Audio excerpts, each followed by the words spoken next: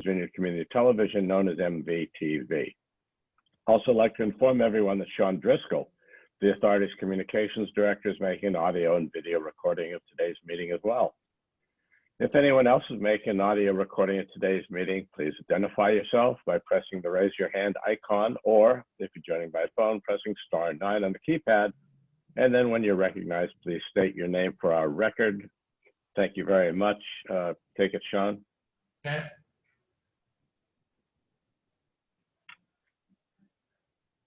Noah? No one?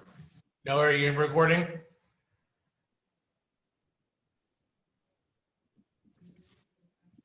I'll listen to Noah's recording. He usually is. Okay. And George? Brennan, I presume? Yes. Okay. George Brennan, MV Times. Thank you. And that's all I got.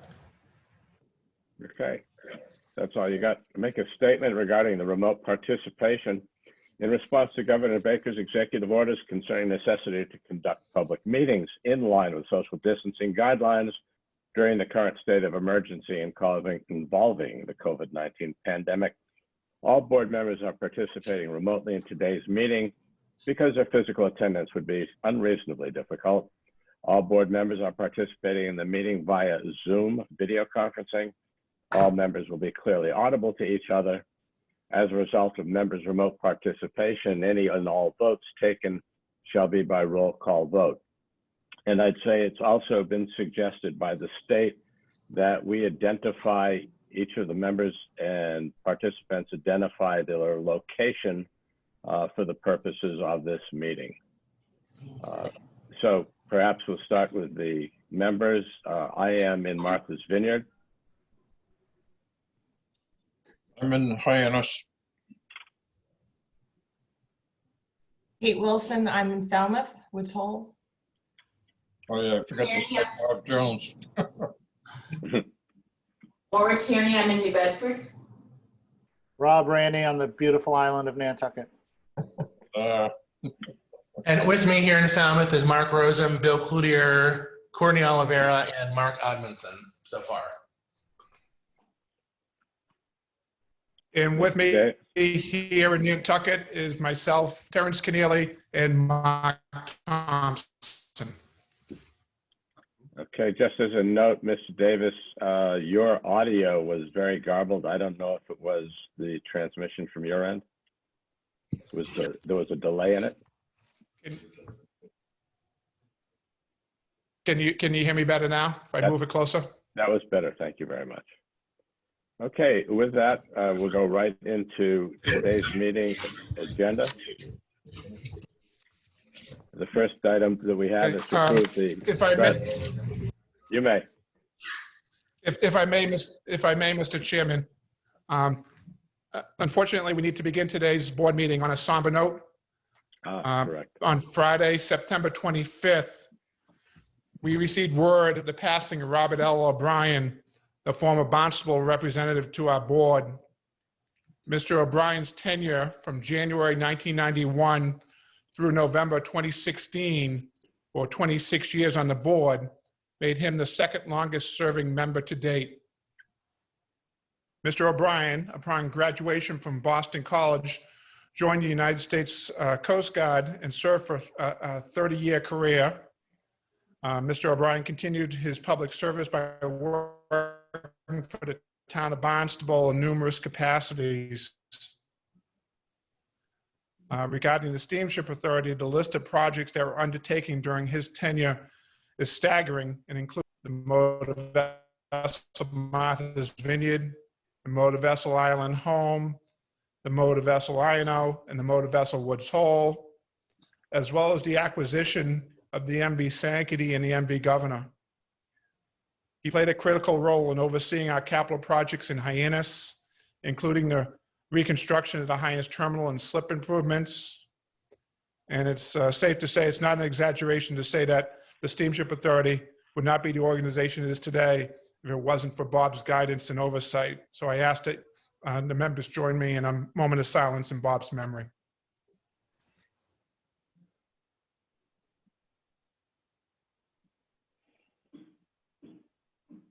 Thank you. Thank you for doing that, Mr. Davis. We all share those issues and appreciation of his service. Okay. The first item on our agenda is the approval of the minutes of the July 21 meeting, which was in public session. Does anybody have any comments, questions, or edits of those minutes?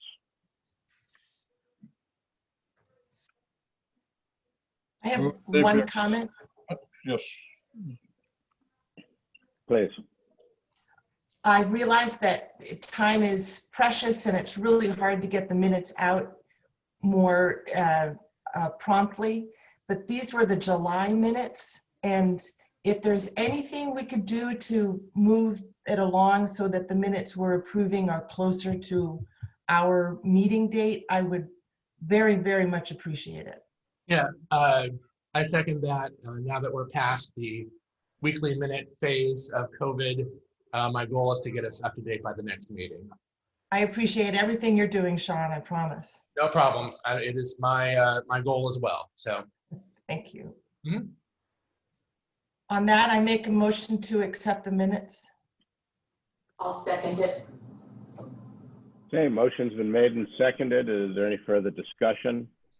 If done, the acceptance comes to a roll call vote. Jones, aye. Randy, aye. Tierney, aye. Wilson, I. Malkin, aye. Minutes have been approved unanimously. Thank you very much, everyone. That takes us to the Port Council report on their meeting on October 7th. yeah, let me bring Mr. Antis Washburn over. Literally or figuratively? Very figuratively. Yeah. Hello, Ed. Good morning. How's everybody doing? Nice to Oh, see you all. We had our Port Council meeting on October 7th, obviously virtually, and it was a pretty long meeting. There wasn't a ton on the agenda, but we did start talking about the budget process, the 2021 operating budget. So we do think we probably talked about it, Bob, 45 minutes of our meeting. Looking at, we do think staff did a good job developing, conservative revenue projections, but it does amount to an operating loss of over $1 million. So we talked a lot about revenue, what we were expecting for the upcoming year, which obviously is still a little bit opaque. But one thing that, because of the level of data that staff has, I think they've done a good job of trying to predict the revenue in a pretty uncertain time.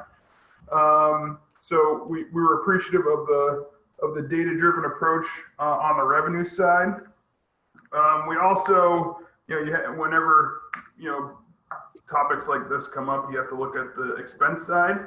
And if, obviously we're coming off, under 2 years ago, we had a lot of problems with maintenance and that kind of thing. So, I think the Port Council all agreed that we needed to make sure we keep up on maintaining the vessels, and some of the expense costs are pretty much fixed.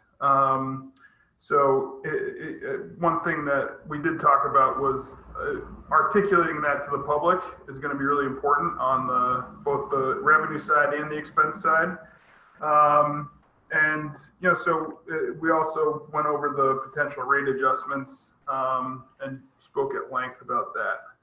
So that was pretty much the bulk of the meeting on October 7th. And I know you guys are also going to discuss it, and there's going to be public process that Bob and the team are rolling out as well. So that's all I have. Happy to answer any specific questions.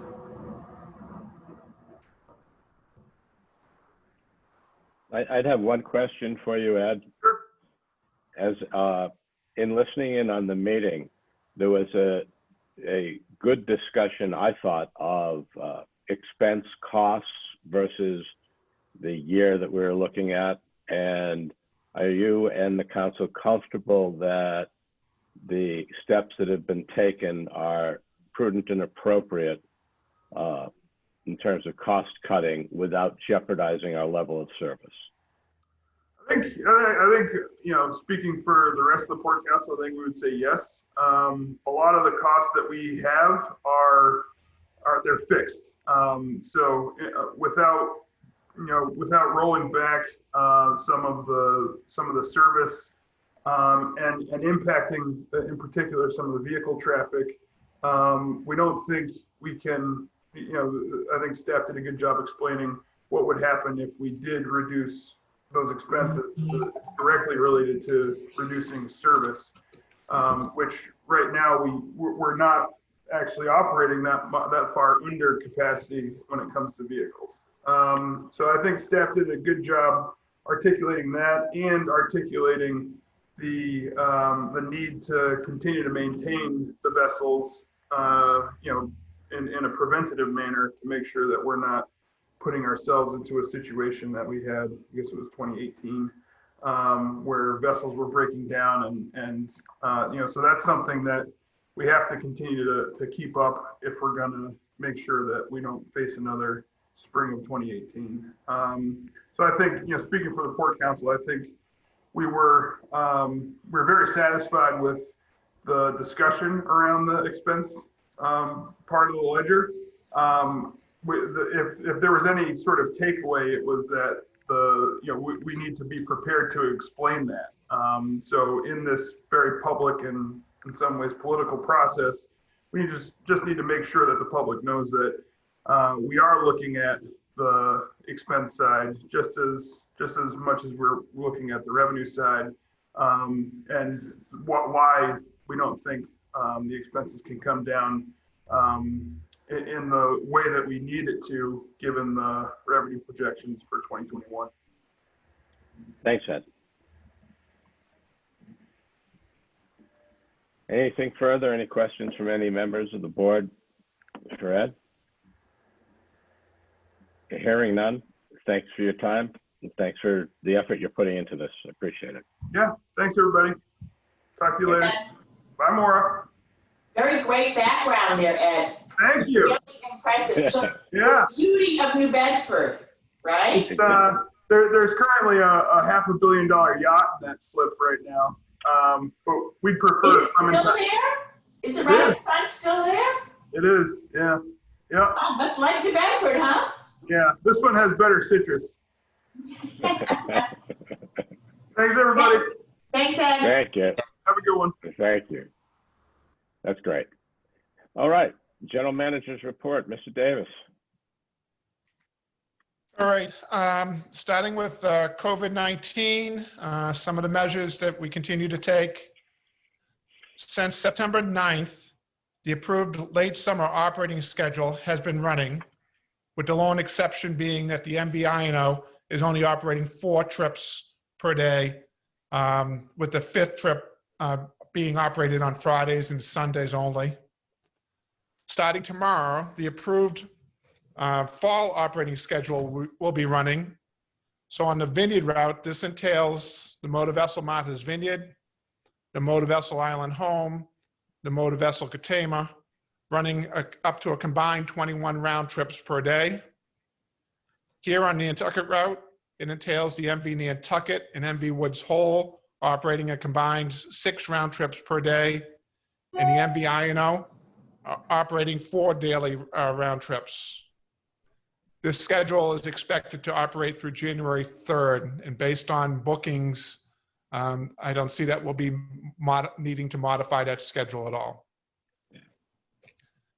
Passenger capacity on the vessels remains reduced between 40 and 60% of its capacity, of their respective capacities, to allow for social distancing. Our vessel crews, the terminal staff, the bus staff continue to do an excellent job of cleaning their respective facilities. And we continue to assign additional crews to perform deeper cleanings each night. We're using electrostatic sprayers along with backpack foggers to dispense hospital-grade disinfectants, along with a prolonged antimicrobial agent for longer protection. These foggers are being used and the sprayers are being used at all of our facilities. Capacity, meanwhile, on our buses remains at 50% of their rated capacity. We do continue to try to source additional cleaning materials and hand sanitizer. On the Nantucket route, we are performing driver services solely for the shippers, although we are looking at whether we should be would be capable of doing that for island residents as well, to make their travels a little bit more convenient. We continue through an agreement with our concessionaire to keep the lunch counters on board the vessels closed. And we continue to be putting information about best practices on our company-wide learning management system for our employees. With regards to additional health measures, we continue to provide our vessel crews with before the beginning of their watch, a wellness screening by trained medical professionals. Shoreside is given a wellness questionnaire, and we did implement a thermal, non-contact thermal scanners, which records the employees' temperatures as well. Most importantly, we continue to tell our employees that under no circumstances should they be coming in if they're not feeling well. It's for their safety, it's for their fellow crew members' safety, and it's for the public's safety. Face masks, coverings, and mask wearing compliance continues to be a challenge. We have posted signs, we've had make announcements at each of the terminals, buses. We posted it on the buses, and the vessels are making announcements, and the crews are making rounds during the voyage. And then since Governor Baker required out-of-state visitors to self-quarantine or have a negative COVID test within 72 hours, we've been sending out daily emails in advance of people's travels to the islands, and then at the beginning, right before the beginning of each month, we send out a large batch email to anyone that has a reservation for the following month. We've continued to maintain our dedicated landing page on our website at steamshipauthority.com/2019 coronavirus. We continue to suggest to people watch our Facebook page, our Twitter page, the e-news, as well as local media about any changes that may be forthcoming. Just for some background here, since the inception of the dedicated coronavirus landing page on our website, we've had nearly 120,000 visitors go to that page.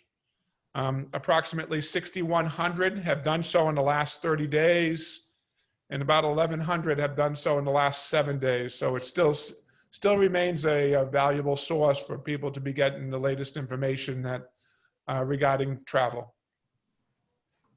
And I think Mark Rosem is in the conference room in the barn there in the admin building, so I think he'll share with us some of his traffic information. Good morning, everyone. Morning, Mark. Morning. So looking at future Okay. bookings, we're looking at November. We're about even with where we stood last year at this point in time. December, we're still seeing a little bit of a slippage comparing year to year. Right now in November, we're about 100% compared to last year, and December we're at about 82%. Traffic statistics for the month of September. We saw passengers down 15%. We saw automobiles combined on both routes up 11%, and we saw trucks down about 4% combined on both routes. I'm looking at on the financial side of that, we're looking at closing out the books for September in the next day or two. Hopefully today, actually. Looking at vehicle revenue up about 300,000 over budget estimates. Passenger revenue down about 900,000 versus budget estimates.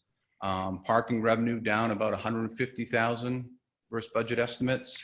And all said and done, looking at a bottom line of missing against budget by about $550,000 versus budget estimates. So we'd have a net income of about $3.7 million for the month of September. What that would put us at a year to date of a net operating loss of $2 million, or about $13.5 million behind anticipated budget. Looking at the numbers in October so far, we're down about 5% passengers compared to last year. But keep in mind, we missed a couple days of service due to weather cancellations. Automobiles are up about 39% combined on both routes. And truck traffic is up about 16% on both routes. And again, there was 2 to 3 days of missed service last year.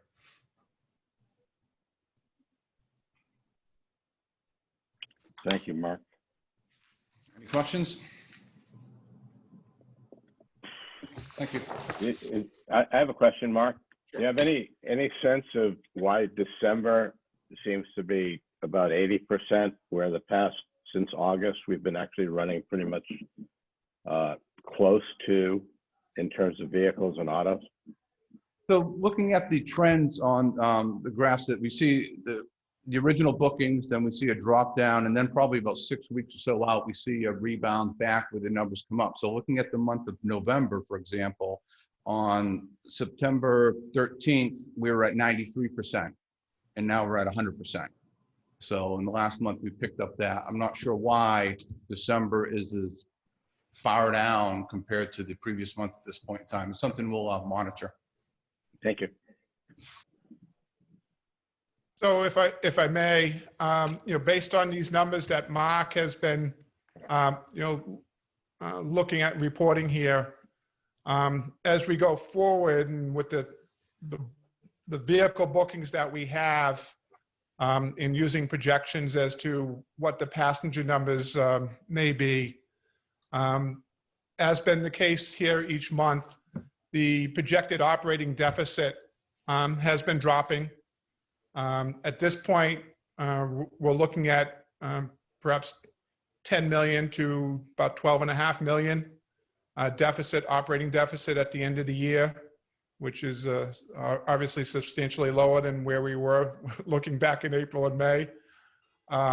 So there is a scenario here that, based on, if these revenues continue to hold up, traffic continues to hold up here for the remainder of the year, that because of the CARES Act money, the $10 million in CARES Act money, there is a possibility that the state would not have to be covering any deficit, any shortage, if that number was to get down below the $10 million figure. So we'll continue to monitor that. Rob. Just a question about the CARES Act money. So that money, has that been spent, or is that just available for us if we need it? That money has been spent. Okay. So how is that going to make up for the deficit? I mean, if it's been spent, I didn't understand your explanation. Yeah. So there's in terms of the financials, there'd be a net, and Marcus looks like he's joining too. So there'd be a net income figure that we'd be showing as a deficit, and then the grant money that we receive from the CARES Act would offset at least a portion of that, if not the whole amount, by the end of the year. So net income from operations net income prior to the grant revenue, we'd be showing a deficit, but once we show the grant revenue, that would offset that. So we'll continue to work with the Executive Office of Administration and Finance on finalizing that, but there's that distinct possibility that as these numbers have been strong here for the last couple months in terms of vehicle ridership, not necessarily passenger ridership, that these numbers are able to be manageable. And again, we still have a long ways to go here before the end of the year, and it's dependent upon maintaining a level of service, and even that, whether we were able to get that number down low enough. So for clarity, to follow on from the two prior questions, are you saying that we've spent the money, so that's a cash flow impact, but in terms of how we report things, we are not counting that money in the net income or net loss statement until such time as it's actually applied? Right, so it shows up. That's my terrible accounting background, but go ahead. Yeah, there's two pieces of this. One is that it affects there's the cash issue, and that money, as I said, was spent back shortly after we received it, or a short period after we received it, to keep operations going. From the general ledger side of the equation, we could end up with a net operating loss. However, once you factor in the $10 million in CARES Act money, that money may offset that to the point where we wouldn't have to be making a certification to the Commonwealth for reimbursement of a deficit. And again, it's at this point, if I was to say it was to have what the likelihood. Right now, I think we still would be in a position where the state would need to come up with a portion of this, but the hope is that things continue to improve here, that we're able to avoid that situation. Okay, thank you. Mr. Chairman? Yes, please. I hate to say it, but that's about as clear as mud to me. And I think you hit it on the head, Jim. I think it sounds like this is just a computing or an accounting exercise. I look at money as coming from a cookie jar, where I can see it, I take it in, I put it out. This here has already been spent, and so our ledgers won't be able to pick them up until the end or something. There's a missing link somewhere. Maybe it's just me. Yeah, it's an accounting function in terms of how we have to treat the grant revenue. And traditionally, the grant revenue ends up being a below the line item. And that's primarily because the grant revenues generally have been for capital projects. Now, the CARES Act money grant is different in that it didn't have to be used for capital. It could be used for operating. So because of that, it changes the complexion of how at the end of the year, how we're going to end up reporting this. So yes, there's the piggy bank portion of it, which it was cash. We've spent that cash, but from an accounting standpoint, at the end of the year, how it's recorded, it'll make a difference on what the bottom line is. Thank you. And for clarification, if we do exceed the $10 million threshold, or where we do need the state's help, nothing has changed about us going back to the towns, as far as we're aware of. That's still in place, where there's no clawback to the towns. No, let me follow up on that though. If it's close and say we need an extra $1 million or $2 million beyond the CARES Act, Is that something that we could take from the Martha's Vineyard Bank line of credit that we authorized rather than going to the state? You want to take that, Bob? You want me to take that? Yeah, I think in terms of it, the Enabling Act requires us to make a transfer from the reserve fund first. Right. Before we would be touching the line of credit. And then from there, the Enabling Act does require the procedures in terms of going to the Commonwealth and doing it in that manner. So I think from a cash perspective, I don't, the projections that we're looking at right now, we don't anticipate that we'll be needing to access that line of credit for quite a while now at this point. But as we learned back in the spring, things quickly change. So that's right. Okay, thank you.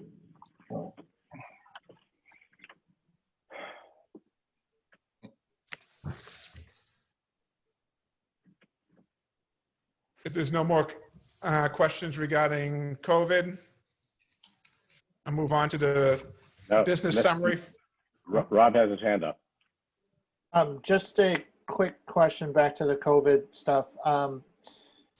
Concessions have been a little bit of an issue on my side just because our route is a little bit longer, and I get complaints from people sometimes that say they weren't notified that there's no food available on the boat, there's no concessions available.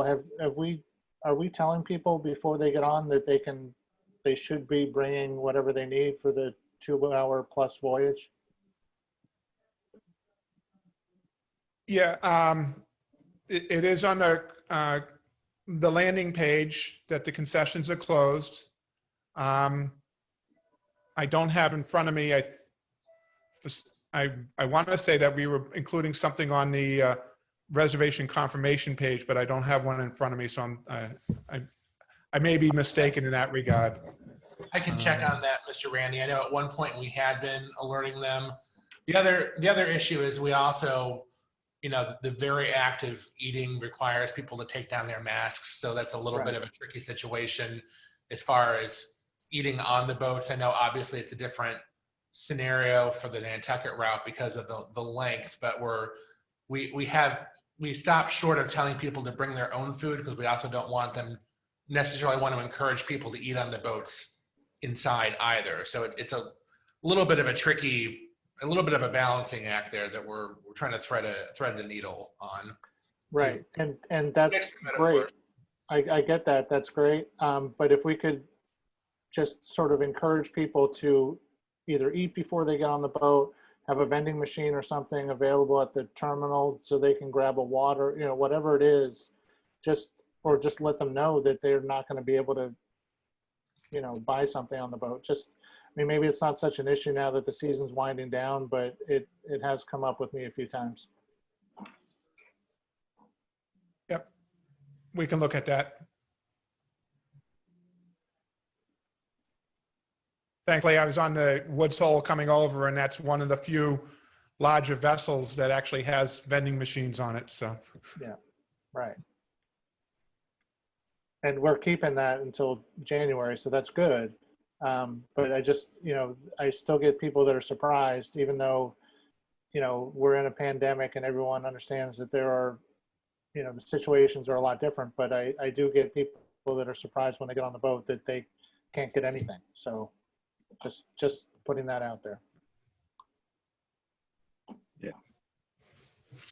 It's interesting because the distances are shorter. The complaints I've got about concessions aren't about food. It's about beer.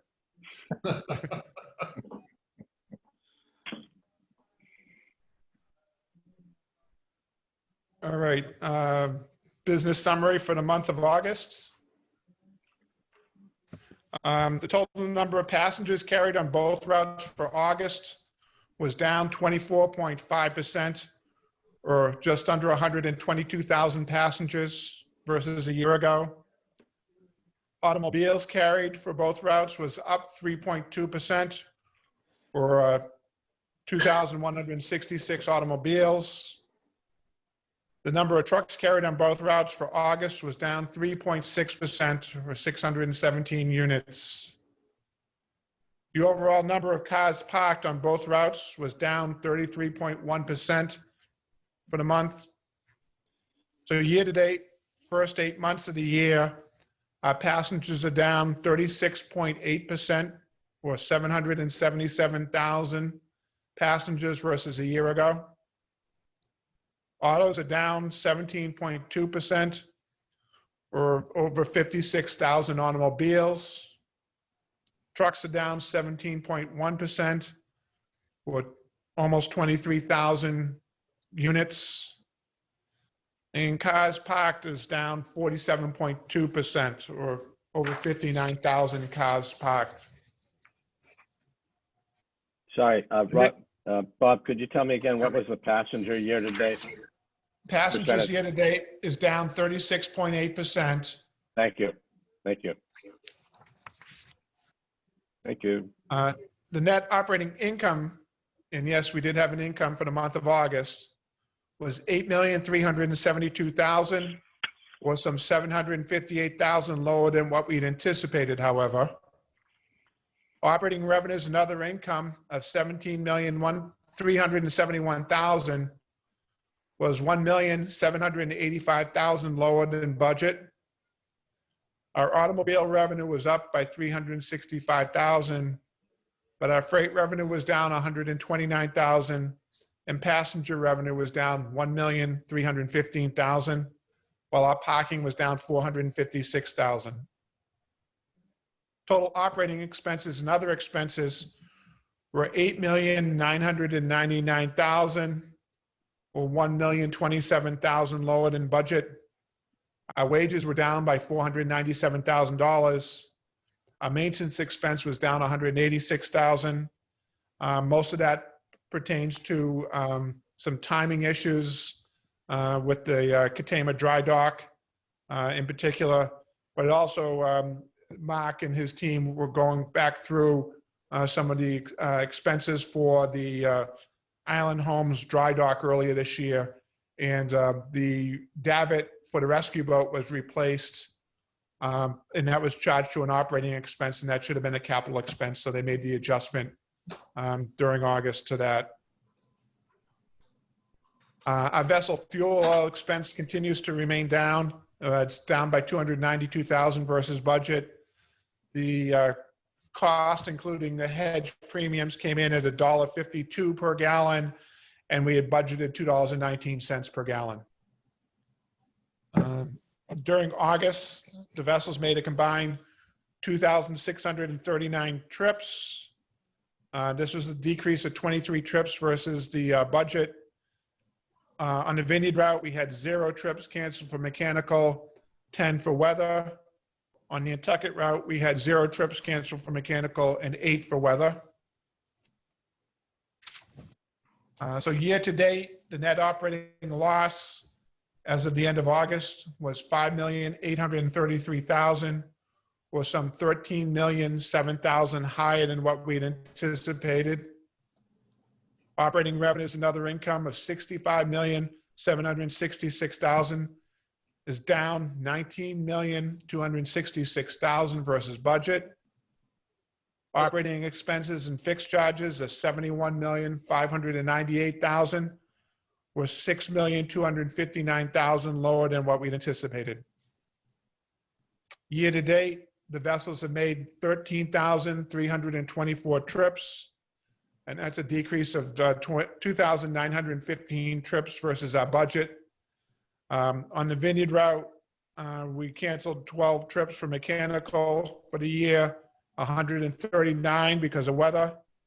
While on the Nantucket route, we canceled 28 trips for mechanical and 83 for weather. So through the end of August, we've canceled a total of 40 trips for mechanical. So that works out to be about 0.03% of the scheduled trips. You'll see on pages 9 and 10 that the fund balances, considering where we're at in the pandemic, are are in relatively good shape. Could be better, but could be a lot worse. So with that, Mark or I would be happy to answer any questions you may have.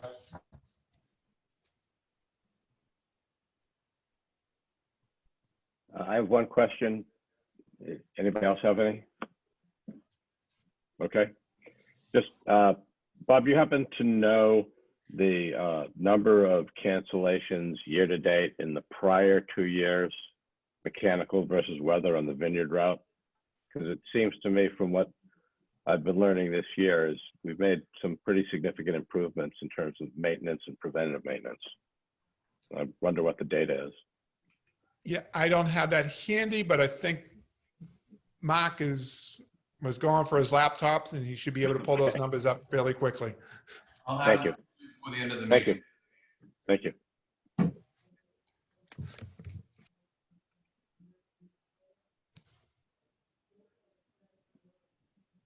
Okay, while he's doing that, updates on the current projects. So first we have the Woods Hole Terminal Reconstruction Project. Since the resumption of the marine portion of the project on September 9th, Cashman has been concentrating on shoreside demolition. The passenger platform to the south of Slip 1 and the former oil shed building have been removed. The transfer bridge, along with the gallows and counterweights, were removed and transported to our Fairhaven facility, as we intend on reusing it there. As Bill Cloutier will show you in a moment, work to remove the old fenders and dolphins is underway. And the barge with the 10 monopiles arrived on site since we last met, along with, I believe, some of the sheet piles had either arrived or are soon to arrive. So I think Bill has a slideshow that he can show you and answer any questions in that regard. Great. Good morning. Just follow up a little bit on Bob's summary. The landside demolition is pretty much complete, and all the waterside demolition that the landside crane can reach is done. And as of last week, we started driving sheet piles, so we're moved into a foundation phase, which is always good news. I can take some pictures. I'll go through the pictures now. Sure. So the first slide is just an aerial view of the whole site. You can see the 2 new slips are complete. The pier is being used. The north pier is being used. And you can see the work area to the right on the south slip with the cranes in place. Next. Just another aerial, the 2 cranes, the ringer crane on the barge and a 777 on the land side. Next. You see, this is the landside crane working on some of the fenders on the south side that they could reach from the land. They're removing them. Next. These are some of the piles that were taken out. We used divers this year, and they cut the piles below the mud line and took them out. They're concrete filled. We've got quite a few of those out with the divers. We did that in areas, we did not pull them completely out in areas where we know we're not going to interfere with new installations. Next. That's one of the piles being offloaded, being pulled out and being loaded. They were all barged to New Bedford. Next. That's another view you can see in the distance in the middle. The barge with the monopiles had arrived. Next. That's another view of the monopiles and some of the boom that we use around all the demolition to keep things in place and stop debris from spreading all over the shore. Next is one of the big fenders that we moved from the south side. Next is There's some of the crew working on these cutting and working on these piles. On the south side, we've had a problem with the fenders because the wood is so dry and punky that we've had fires. In spite of all the water that we're using, we had fires that start up at 2 o'clock in the morning in fire department. But we have we've been working with the fire department. We have a burning permit to complete this work. We should be done with that by the end of the week. Next. The transfer bridge loaded on a flatbed on its way to Fairhaven. Next and last. Yes, that's another aerial view of the landside work. And lastly, this is a shoreside, the Rainer crane. Quite a shot from the. No, you can do the bathroom. Sorry. That's. It's just a view of the shoreside work. And finally, it's a similar view. That's all I have. I'll take any questions if you have. What are they gonna do with those piles in New Bedford? They're gonna be, I'm trying to think of the name. It's demo. It's just it's all trash because if you can't reclaim the steel, it's filled with concrete. Bob, who's the barge? Not the barge. The tug guy in New Bedford. He's taking them. Joe? Conrad, yeah, Conrad is taking the debris. It's going to his for offloading. Any other questions? Okay, thank you. Okay, so with regards to the terminal, BIA Studio has been working on preparation to the schematic design since authorization at last month's meeting. At this point, we would expect an update on the progress at next month's meeting, or perhaps even it may be the December meeting. But as a reminder, the concept that BIA Studios is working on is a one-story flat roof building. It's situated generally in front of Slip 2 on an elevated plaza. The expectation is that the building will incorporate solar panels on the roof and on top of canopies that will be to the east over the bus pickup and drop-off lanes. The lobby it will be situated to the north, and the restrooms to the south in the building. And the two-story utility building will replace the existing freight shed. So they're working on that. Have to factor in the dry flood-proofing elements of the building. So we're optimistic that perhaps at next month's meeting we'd have something, but it may be the December meeting.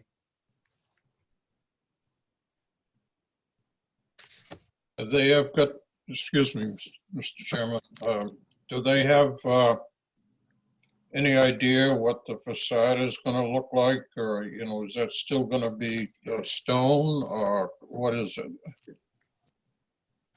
Well, in order for it to be a dry flood proof, it had to be the concept is for a stone exterior, and that has not changed. Thank you. Bob, I can just update you a little bit on the architect's schedule. The meeting today with the team is meeting today just to get organized, and we'll hopefully have our first Zoom meeting in about 3 weeks with everybody, the steamship included as well. So that's the schedule at this moment.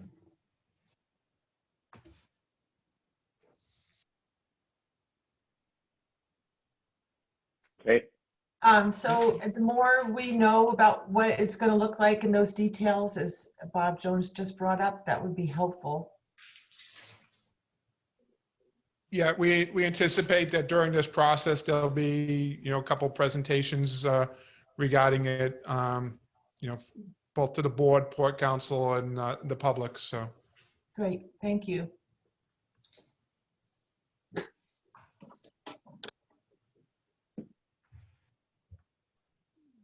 Next.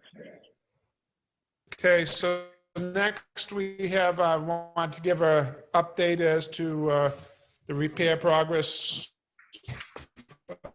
of the motor vessel Martha's Vineyard, the motor vessel Gayhead period for the MV Eagle. So I think Mark has stepped up to the table. Good morning, everyone. Good morning, everyone. We're entering into our maintenance phase off-season with dry dockings and with this is a picture of the Martha's Vineyard. We've completed the overhaul of the main engines, and she is due to go back into service today. The overhauls were completed on the 13th of October. We did our own SSA sea trials and U.S. Coast Guard sea trials. We received our certificate of inspection on the 19th of October and commenced back in service today. The next project is the MV Gayhead. Give me 1 second here, sorry.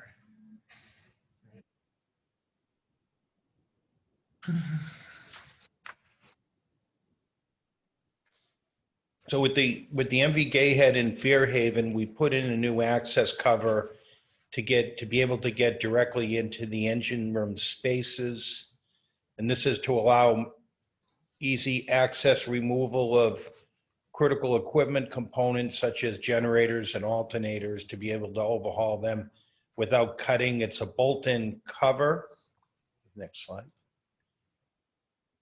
And so in the future, we'll just be able to take bolts out and lift the cover out to access the areas. During our inspection in Fairhaven, we discovered that we have a damaged starboard rudder carrier bearing, and we cannot do the repair in place. So today she is heading to Thames Shipyard, and she will undergo a 2 to 3 day docking to replace the bearing. It can only be done in dry dock. So the current schedule is she arrives at Thames Shipyard today, rudder and rudder stock to be removed, new carrier bearing installed, estimate dry dock completion the 23rd of October, and then she'll return to Fairhaven for standby service if needed. This was coincided with tomorrow the MV Eagle is due to arrive Thames Shipyard, and that way we're going to put her on pier side to commence a docking period where she'll start her repair period.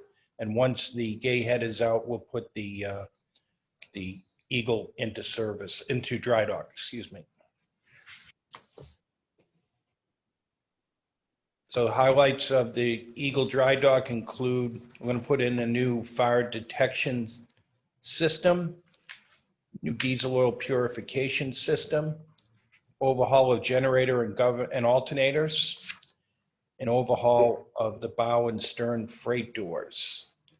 And this goes in addition to the statutory dry dock requirements for U.S. Coast Guard coatings and rudders and shafting. This is the contract items for the repair period for the MV Eagle totaling $1.917 million. And we discuss that as the previous award. And again, that's of all the inclusive items we just discussed. Okay, next we move to the Oak Bluffs Terminal. Is there any questions from the board regarding the vessels? I've got one question. interesting, not on that boat, but on the Woods Hole. I was reading some of this stuff early this morning, and I was thinking about the Woods Hole and the check valve problems that we had with the props and stuff. When that was out of the water, I'm sure they were checked, but were they replaced? I'm sorry, Mr. Jones, could you, I don't understand the question, or the, Well, again, prior to you coming here, when the Woods Hole experienced some problems with check valves on the variable pitch props, and we had to send to wherever the Netherlands or someplace, to get replacements. They're very small. They're about this, I think, I would say the size of a quarter or something, but they failed. And I think those valves were upgraded from their original. But I was just curious if in fact that any they were looked at, or if there was any need to look any further on those props. as everyone's aware, we have a dry docking planned for January 2021. And part of that is complete inspection of the shafting and propeller blades, and in that is replacement of seals. The CP system, controllable pitch system on the Woods Hole, is operated satisfactory without issue, but we'll be looking as part of the inspection of the whole unit when we're in dry dock in January. Okay, that's fine. That answered my question, but I thought, wasn't it out recently? No. And Mr. Jones, the inspection of that does not require the vessel to be in a dry dock. It can be done dockside. Okay. Thank you.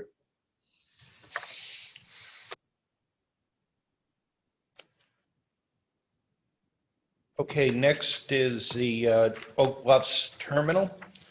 As we're aware, we did phase 1 earlier this year in May, part of June. And we're going to enter into the phase 2 section of this project. And could we go to the next map? Okay, part of this is a plan view of the terminal repair locations. And where you see items in red, those are the repairs that were conducted in phase 1. And starting tomorrow, we'll begin the phase 2, and they will address the areas in gray, and it shows in various crosshatches, and that has to do with vehicle locations. But we'll be commencing this with an estimated completion date of December 20th. At that point, the pier will be in full repair, and we'll be able to take all size trucks as before. Contract was awarded to Coastal Marine LLC of Canton, Mass. for $752,524. We'll be replacing approximately 30 piles and also 331 linear feet of pile caps. And that'll get the structural integrity back to full. So just for clarification regarding the Oak Bluffs Terminal, even when it was fully operational, we do have a reduced weight limit on that dock compared to our other docks. So that will remain in place once that work is done. That limit will still stay in place. We can't take the heaviest trucks on that facility. Any questions on OB? Yeah, quick question. Sorry. Anybody else?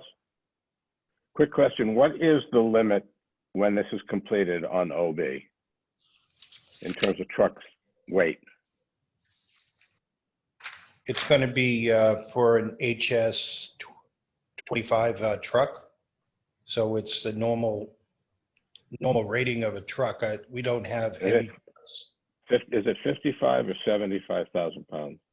I think it's 60,000, but I know whether Bill's still there, he may.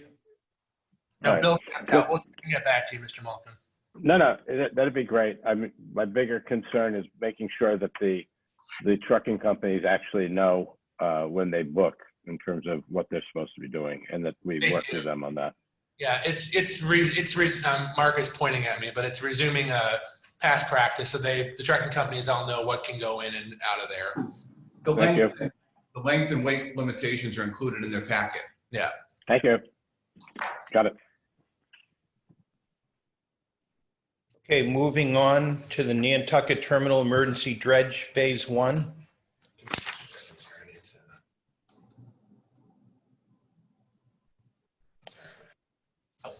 PowerPoint crashed, so I need to move over to look here. Okay, go ahead. Okay, so AGM Marine of Mashpee was contracted to perform the emergency dredging. The contract quote of $85,000 was the lowest of the 3 quotes received. And AGM removed approximately 84 cubic yards of the allowable 100 cubic yards, which was the limit for the emergency dredging. The contract commenced and completed on the 25th of September. It's probably hard to see this, but what this terminal is the pre-dredge contours, and it shows at the face of the terminal depths at mean low tide of less than 9 feet. The intent was to remove enough material to get back to a mean low of 9 feet. And the next drawing, it basically shows what we accomplished, the goal of the emergency dredging, and now we'll be looking at phase 2, and we're working to acquire the permits and the pre-contract stuff going forward. But that's the update. Any questions? You're muted, Jim. You're muted. Yeah, no, I had said Mr. Jones, but you couldn't hear me because I was muted. Yeah, this type of stuff, as you probably know, interests me. And in any event, I looked at that dredging and the contours of the dredging there. And when you were dredging, were those dots, I mean, transits or transites, where the dredge material was taken from, or was it really across the board for that whole area? Because there was a couple of deep holes there, right in the middle there, which was interesting. Well, I think if you saw the outline of the box in red, that was the intended area. Yeah. We'll get it back up in a second. Sorry, keep going. This is my 2 seconds. The box outlined in red was the intended area of the emergency dredging.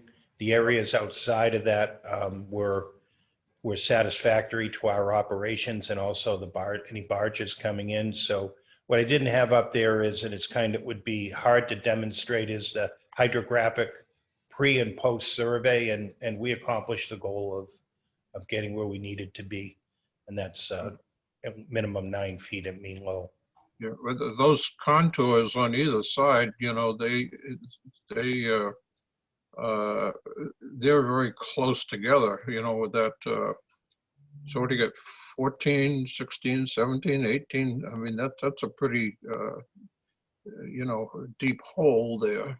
So, but you didn't need to take anything from the sides. No, it was mostly on the face closest to the pier. If maybe Sean, you could go back 1 slide of the pre-dredge contours.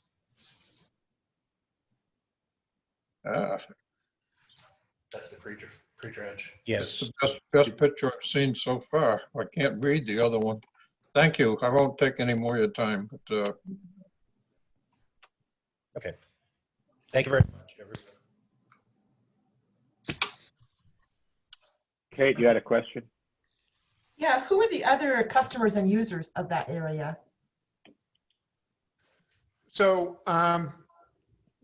here in Nantucket, we use that area is used quite extensively for barge unloading. So not only is it for aggregate and that type of materials, but also a lot of modular homes, buildings come in via that method. The face is of the pier there is used quite frequently, and you know, the issue we had there was that on low water, the barges ended up sitting on the bottom, and it wasn't a good situation either for the barges or for the tugs as well. So, and as I think I mentioned last month, there was some instances where we're concerned about, you know, our vessels as they make the turn to back into the slips there, or when they're coming out of the slips, to make sure that there's sufficient water underneath. Sure. So who owns this area? And do the other users pay Steamship Authority for use of it, or how does all that work? Yeah, so we there's a offloading agreement that the barge companies fill out each time that they're doing it. There's a process in terms of scheduling on when they can schedule for deliveries, and you know, one company can't get multiple offloads before another company gets one, much like what we do for the bulks for the vehicles, the trucks going on the boats. So there is a fee, and that fee has remained low to encourage this movement by barge, as opposed to you know, we don't have the deck capacity to be taking all these vehicles if they were to be the aggregate and things like that to be in stone. Granted, some of them, like the modular homes, would not fit on the vessels and through over the transfer bridges, so those would have to remain. But those are, you know, lot lighter than the aggregate barges. So. Yeah. No, I was just wondering, I guess motivation for my question is partly to know whether it would be appropriate or reasonable to factor in this kind of maintenance and repair so that the other users are sharing the responsibility, if it was appropriate or reasonable to do. Yeah, we typically during the budget process and on a pretty much an annual basis, we do end up spending, you know, anywhere from $50,000 to $100,000 on refacing that area during a year.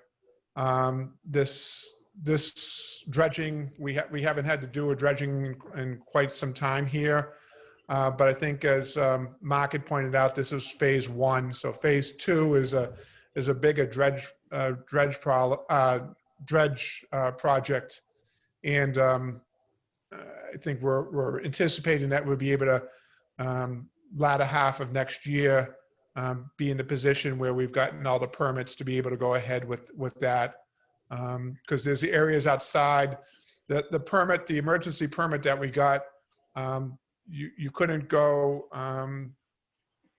There's a certain size limit of the area that you could actually dredge in, and as Mark pointed out, you can only take 100 cubic yards. And it wasn't until after they had completed the dredge and checked it all that they only came up with 84 cubic yards. So it's something that. We had to look at the cost benefits as to maintaining that facility, and you know, it's you know, for right now, my understanding is here on Nantucket that they have a airport runway project going on, and most of the materials for that are coming in via barges. Thank you. Thank you very much. Thank you, Mark. Okay, so next we have the SQMS status. The consultants on the project, Safety Management System LLC, reports that the SQMS guide implementation tasks have been completed. Safety Management System and the steamship have not moved forward with the implementation yet, as the staff is performing an extended review of the vessel operations manual that's being done by the Marine Operations Department. Once that's completed, Safety Management Systems plans to coordinate with the Marine Ops and the HSQE manager on completion, determine arrangements for on-site training of the vessel personnel. Meanwhile, they're working on coordinating the final tasks related to phase 3 of the terminal and facilities operations manual with the shoreside operations, and there'll be on-site meetings coming up. So the bottom line is that the implementation remains somewhat in a holding pattern as we complete these reviews, but they still believe that they expect that we'll be able to give them the green light here very shortly, and that they'd be on schedule for phase 3 and prepared to start the final development phase shortly. So I don't know whether Angela is on, whether she has anything to add or not, or if anyone has any questions regarding the SQMS.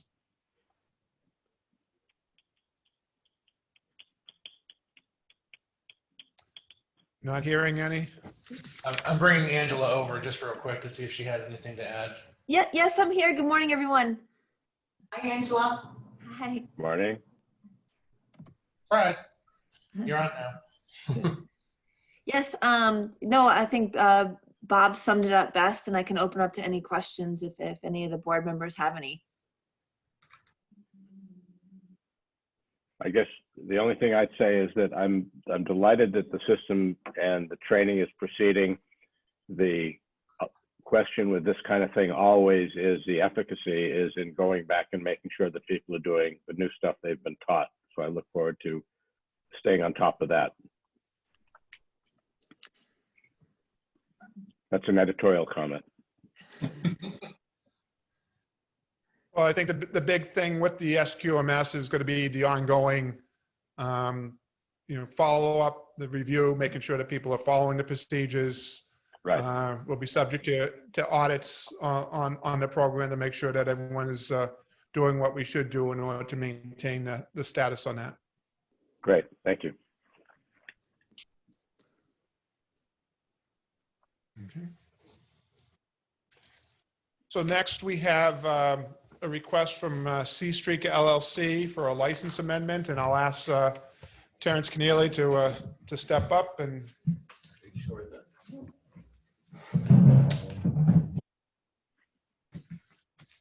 Go ahead. Back there. Okay. Good morning, everybody. How are you? Morning. Morning. As Bob mentioned, C-Streak has asked us to take a look at their operational model again. So in talking with them, what happened was that we had an approval last month of an operational schedule through the end of this month, October. And I think what happened was while they were doing that, it spurred them to take a look at not only the operational model through the end of this month, but also for the end of the year. And then we also have now received another proposal for their operational model for 2021. But what we're focused on here in this staff summary in this presentation is their operational model from now until the end of the year. And so there's just one change that I think is pertinent to the proposal that we approved last month. And that's on the bottom of page 1, and the top of page 2 of the staff summary. But what they're asking us to do is to approve an operational change whereby they won't run Monday through Wednesdays. They're going to start to run only Thursdays through Sundays, beginning this past week, October 15th through January 3rd of 2021. And again, this revised service will be from New Bedford to Oak Bluffs to Nantucket and back. They did confer with the Scudders at Highline, obtain their approval for that inter-island type of service. In addition, they're looking to run 2 round trips on Thanksgiving Day, Thursday, November 26th. And then again, they characterized it as stroll, but we know that stroll is not happening this year, but they're going to run those 2 trips again on Friday, 2 round trips, I should say, on Friday, December 5th and Saturday, December 6th. And then again on New Year's Day, which is Friday, January 1st, 2021. And then they'll pick up that 1 round trip again for the January 2nd and January 3rd. And that's the extent of what we have before the board right now. And as I mentioned earlier, they have submitted an operational plan for the remainder of 2021, which myself and other people in the Marine Operations Department, as well as in the terminals, are reviewing right now to see what recommendations we'll have on that, but that's for a later date. So with that, is there any questions about any of that? Okay, great, hearing none. So what we're asking the board is to approve the revised operational proposal from C Street to the extent that C Street schedule amendments concerning high-speed inter-island service between New Bedford, Martha's Vineyard, and Nantucket be approved through January 3rd, 2021. So And I'm sorry, and just one other thing, Mr. Davis is from the bleacher seats back there. The Port Council did review this and approved it at their meeting earlier this month. Thank you. There is a motion. I heard someone move. I didn't see who it was. So moved, I did, yes. Thank you, Moira. Is there a second to Moira's motion? Second. Okay, I got a couple there. Well, for the record, I think Kate threw her hand up first. So Kate seconded the motion. Any discussion going forward? Yes, Mr. Rainey. Just a comment. I mean, one of the things I look at with these things is to make sure that there are no conflicts with our own operations and also with the other licensed carriers. And it looks like those have all been resolved. So good luck. Huh? Yeah. Yeah. Good luck. We still have, we're still going to try to work with them here in Nantucket. There was concern that the timing of it, whether there'd be, people would be confused as to whether they're getting on our boat or C Street's boat on that 12:30 trip. So we'll work on that still. Good. Yeah. People have been very confused as they've heard about this in terms of the inter-island service. I know that. So the more clarity they can add to their scheduling and publicity would be helpful. But we have a motion made and seconded without any further comment, and hearing none, it comes to a vote. Jones, aye. Okay, Jones, aye. Tierney, aye. Yeah. Wilson, I. Randy, aye. Malkin, aye. You've got your vote. Thank you. And carried. Okay, so next item, an update on the feasibility of installing solar panels at our Thomas B. Landers Road facility. As you recall, earlier this year, we engaged the services of Jones Lang LaSalle to conduct a feasibility study on the potential to install solar canopies above our parking lot on Thomas B. Landers Road in Falmouth. Following the due diligence activities, Jones Lang LaSalle concluded that one, that the site's physical conditions are suitable for solar development. Two, the state's SMART program incentives are attractive to, for solar developers. Three, several developers with experience developing projects under the SMART program are interested in developing the site. Four, that they conservatively estimate that the annual rent from installing this could be $175,000 to $350,000. I think they're being extremely conservative in that number myself. And then 5, that the project faces with, in terms of the approval time. The way that the SMART program works is there's blocks of energy that the sooner you're in the program, the higher the rebates are for this energy.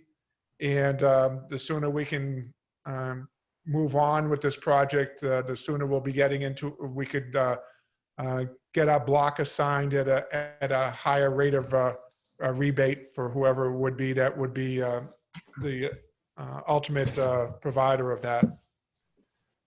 So due to the industry interest in the project and the expected rent payments the Steamship Authority would be receiving, Jones Lang LaSalle recommends that the Steamship Authority issue a competitive request for proposal to lease the site for solar development. Subsequently, the Steamship Authority shall begin, and then the Steamship Authority would begin negotiating a long-term lease with whoever the winning bidder was. They anticipate that it could be operational within 24 months.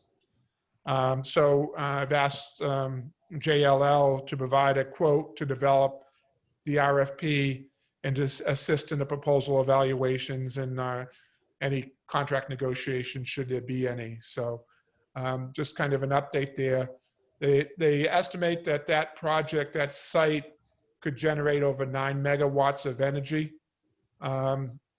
However, there's a limit because it's one parcel, that a parcel can only contribute 5 megawatts of energy. So there's far more potential than what we actually could put into the system. Part of this is going to require that there'd actually be on-site battery storage.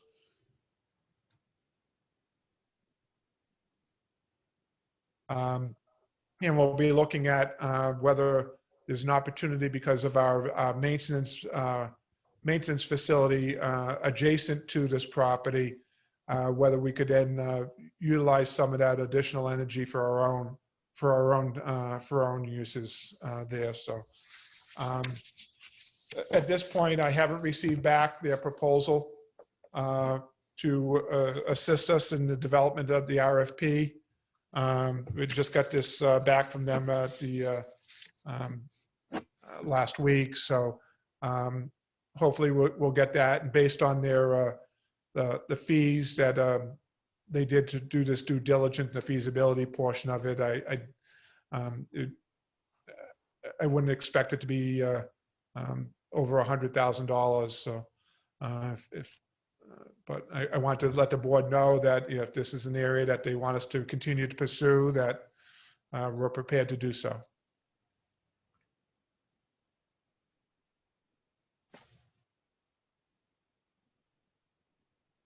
Mr. Jones? Thank you. Just a couple of questions. First of all, that who's ever bidding these contractors, they will own the infrastructure, correct? They will own the canopies and the support for the canopies. So it'll be part of the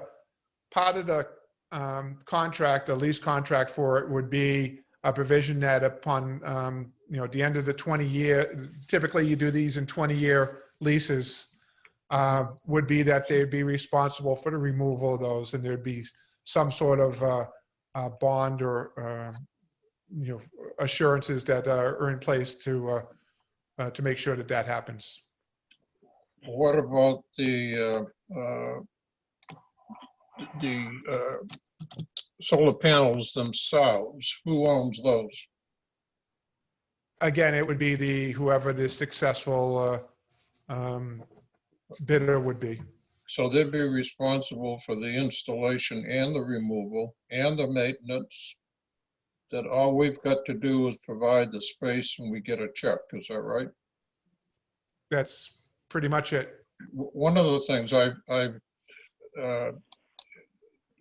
the church that I belong to was going to do this in a very large building that we had, and I decided to opt out of it, and mainly because what they tell you, there's a tremendous amount of negotiation that you can do with these companies. They'll they'll put it down on a piece of paper and stuff, and you think that's the end. It isn't. And so what you're telling me, whoever wins the bid, that there'll be opportunity to negotiate after the bid has been awarded? I think you said that, We can foresee. Go ahead. Yeah.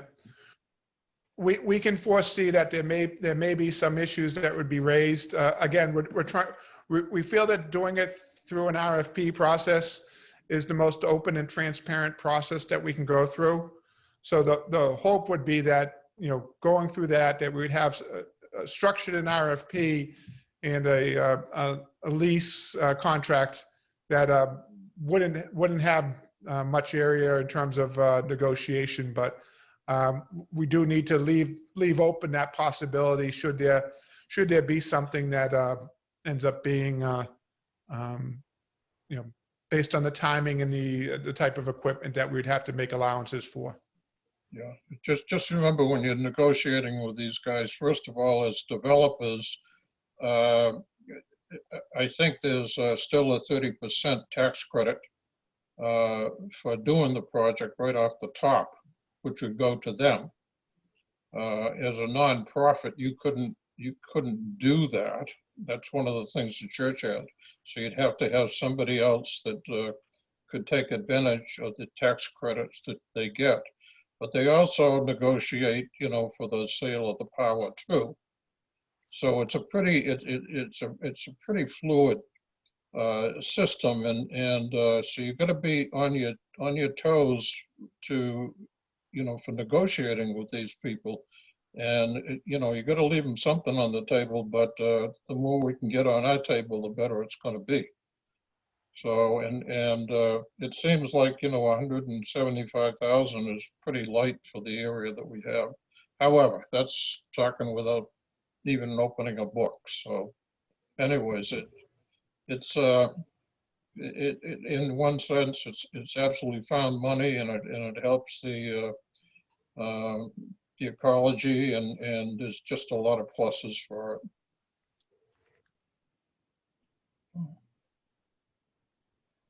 I'm done.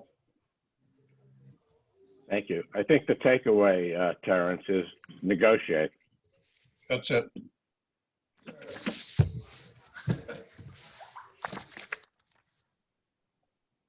Thank you. Okay, and that concludes my portion of it.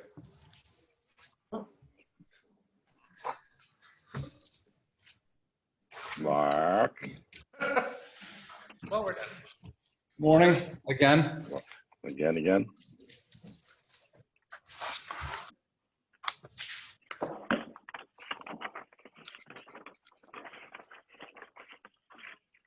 I want to go over the proposed preliminary 2021 operating budget. With Sean's help, we presented a PowerPoint presentation to go over the highlights of the proposed budget.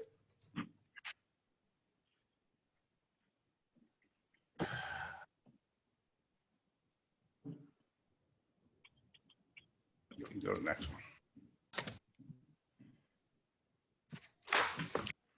Okay, so impacts of COVID-19 is no secret to anyone as far as 2020, 2021, and possibly going forward. Historically, we've used the most recent 12 months of traffic data in the approved operating schedule to forecast operating revenues and expenses. For this year, as mentioned during for the 2020 operating budget, as mentioned during the budget policy, we were going to use the 12 months prior to COVID-19, which is March 1st of 2019 through February 2020. Some of the assumptions we're making for the budget is we're assuming 100% of the vehicle traffic. And if going back to the traffic stats we went over today, we can see that's on par for where we've been since July. And we're assuming 90% of the passengers carried in the corresponding parking revenue. In September, we're at about 85%. Okay, go to the next one. And outside of that, we're basing the staffing levels and the operation expenses on the approved 2020 budget, and there's really no material changes outside of the maintenance budget. Okay, so looking at the, what this means, we have $112 million in revenue. We have just under 113 million in operating expenses. When you factor in the other income and the other expenses, we come out with a net operating loss for the year projected of about $1,378,000, of which $1.5 million is on the Vineyard side, and then there's a net operating income on the Nantucket route of about 168,000. That's where the 1.378 comes from.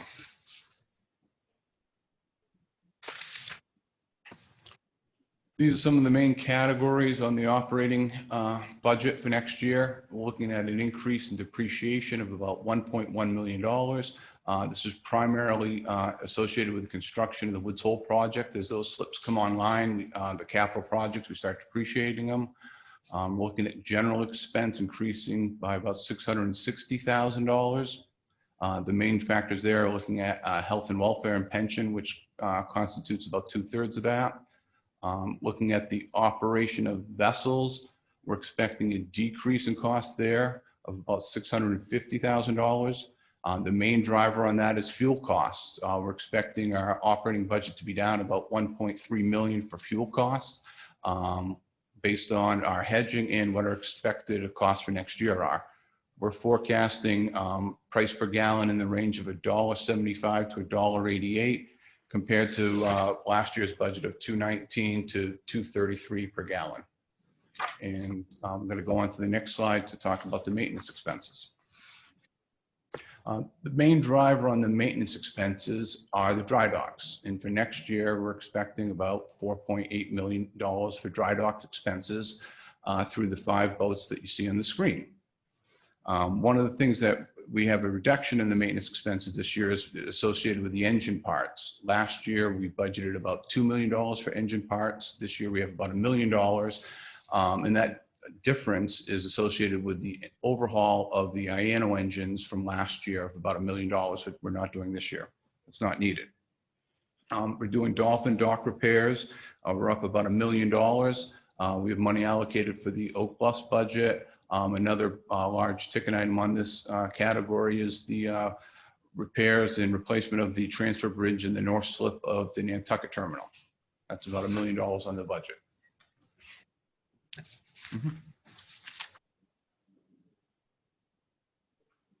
So when we look at the traffic statistics for the last 12 months, and then we factor in the 90% factor due to COVID-19, we're looking at passenger revenue being down about $4.5 million compared to the previous year's budget.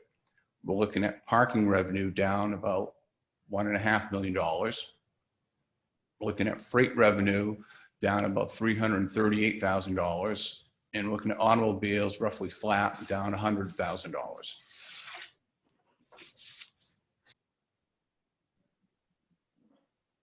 What this graph shows is that during 7 months of the year, we lose money. We lose money January through April, then again in October to December. We make money 5 months of the year. You know, we accumulate a net loss through January through April of about $15.2 million. And then we'll have net income for the months of May through September. We'll come out about $8 million. And then we'll lose money for the remainder of the year. And where we're projecting to have a net operating loss of about $1,378,000. And so this is with what the current, slideshow in the budget that was in the packet is based on the current rates that we have in place using the 12 months traffic and factoring in impacts of COVID.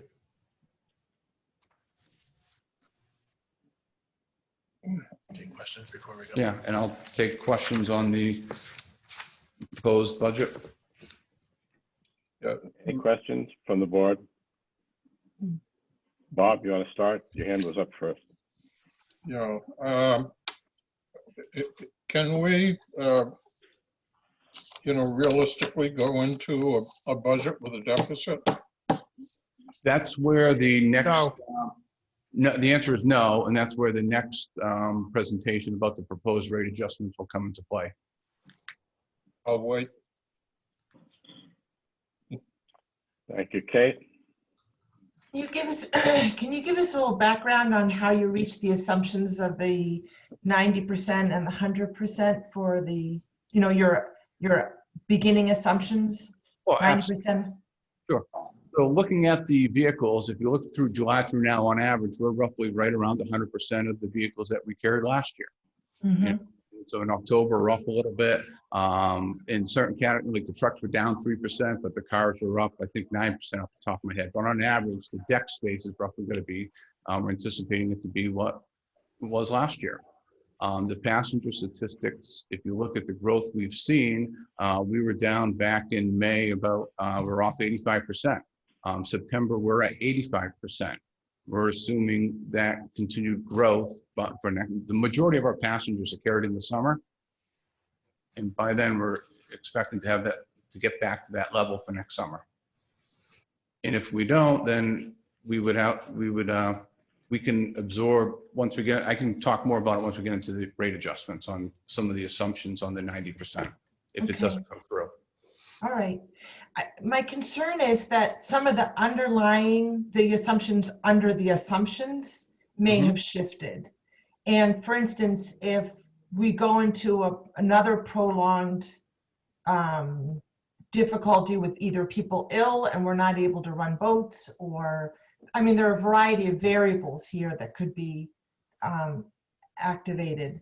And although I tend to be an optimistic person, when it comes to budgeting this way, I'm wondering whether we should be extremely conservative in our budget expectations so that we can be pleasantly surprised instead of pleasantly disappointed. Okay. And so with that, what are other carriers using for their budgetary reference points? We're different than most of the carriers because we have the passengers in the cars, and why we're doing, my opinion, why we're doing better than some of the carriers, because we have the vehicle traffic and people feel safe traveling with their cars. And as we've talked about for months now, it's been the walk-on passengers that have been lagging. And if we do see softness in the vehicles, we would scale back operations accordingly, because the vehicle demand is the driver of the operating schedule. It's not the passenger. And the costs. Yeah, and the costs, and the passengers are the ancillary that, for lack of a better term, subsidize the vehicles. So if the vehicles were soft, then we would cut service down based on the vehicle traffic. And that's where we'd see some cost savings like we did this year. I believe we're about $7 million down on the cost side this year. So, so that's where conservatively we would adjust based on the vehicle traffic. We would adjust our operating costs and expenses accordingly. Okay. Thanks, Mark. You're welcome. Ms. Tierney? Yeah, I understand that your COVID adjustment is not in the months that you picked to base the operating budget on, but the percentage of traffic, that's where you factor that in, like the 90%. Do you think you're giving an appropriate consideration, sort of on the lines of what Kate was saying, an appropriate consideration to really sort of like the general feeling that COVID's going to last longer than we think. And like Kate said, you know, I would just assume have to be very conservative, you know, especially since we had such a, you know, we're going to take a beating in 2020. I just assume be very conservative for 2021 so that we could really plan ahead for any financing that we might need. Yep, and I have those concerns as well. You know, it's really more geared toward the passenger side variable. You know, going back to July, we've seen the vehicles, you know, close to 100%, if not over 100% in some categories through October, through the traffic reports that were coming out today. So the real harder number to nail down would be the passengers.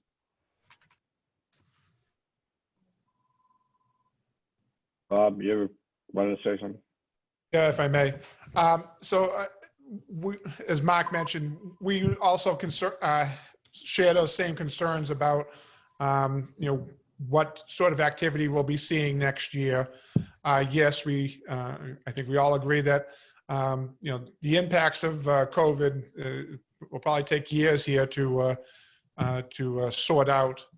But I think the approach that we've been doing is, for the past 4 or 5 months now, we've seen the vehicle traffic rebounds. The operating schedule is basically is predicated on what vehicle demand we'd be seeing. And as we were able to demonstrate this year is that, we can be adaptive and adjust those schedules accordingly should there be some a turn down in activities and try to curtail some of the costs there. The big issue that we have, the big drivers of the budget are the operating schedule. So that's, what the expenses are going to be in terms of the crewing cost, the terminal cost, and the like. Depreciation is a big number, but the other piece of this is the maintenance, and that was one area that we've looked at. Some of these, for instance, the Eagle Dry Dock, as Mark showed earlier in his presentation about it. The dry dock for that vessel is, just under $2 million is the dry dock. So, these dry docks are very expensive, but they're required. We're looking at next year, the motor vessel governor needs to be dry docked. It's required dry docking. And, that one, we're looking at a 66, 67-year-old vessel. So we've had to include allowances there in case, once it's taken out of the water, if there's hull plate or whatever that needs to be replaced. So, but we feel it's important in that regard to make sure that we don't take any steps back in terms of our maintenance program. We need to make sure that these vessels are safe, that they're reliable, but that if we find that traffic demands doesn't warrant it, we can cut back on the service if need be. So some limited opportunity to cut some costs should we find ourselves back where we were back in April and beginning of May. So. Bob, thank you for that. I have a question. I actually have two questions. Question one is I share Kate and Moira's concerns, not in terms of vehicles, but in terms of passengers as the walk-ons, as the variable that we don't know. I think what we've learned once March and April, and we got through that, is traffic to the vineyard in terms of vehicles and trucks pretty much picked up and got to the levels it is now. And so I'm comfortable with the time frame that you're measuring against for vehicles. I worry about the 90% number for passengers. So that's a comment. The other question I have is, your revenue projections are based on March 1 through the end of February, but your costs are comparing to the budget for the 2020 year. Do you have any concerns that would skew the comparisons? Not really, because looking at those numbers were based on operating a normal schedule, and the approved schedule that was just approved last 2 months ago, I believe it was, is almost identical to the operating schedule we had back approved for the 2020 budget. So those numbers should be on par with each other. As well as the 2019 operating schedule. Check. All right, then my last question is, in terms of costs, and I know the Port Authority went over this, which is what they're supposed to, Port Authority, pardon me, the Port Council went over this, which is what they should be doing, and I appreciate that in looking at expenses. Can you talk to the staffing levels for the vessels, in that we know we have to run our schedule and it's full of vehicles. We're worried about passenger revenues. Where are we tied into the staffing levels on the vessels? How do we figure that? Okay, so the staffing levels, by and large, is determined by the Coast Guard. So there's a On our certificate of inspections, it requires a certain number of individuals on board the vessel in various roles. So yes, years ago, we did operate our vessels far in excess of those Coast Guard requirements. Over the years, we have made efforts to get those back to Coast Guard levels, which by and large that they are. There are some exceptions. So for instance, the certificate of inspections for the motor vessel Gayhead and the motor vessel Katama do not require us to have a chief engineer on board the vessel. And we feel that that's a necessary and prudent position to be manning, to have a chief engineer and an oiler on board the vessel while it's operating. You know, it's one example. In the summertime, when we have a high passenger load on, you know, anticipated high passenger loads on some of the vessels, what we'll do is we will end up having an additional ordinary seaman. We'll add that to the manning in excess of the Coast Guard requirement. So that way we can make sure we stay up on the cleaning. And we did that this year, where we wanted to make sure that we're keeping, in between trips, that we're able to get the cleaning done and make sure that we're doing everything we can to keep the boats clean and as sterile as possible. So, but by and large, we are at Coast Guard requirements for the vessels. Thank you. Okay. That's helpful.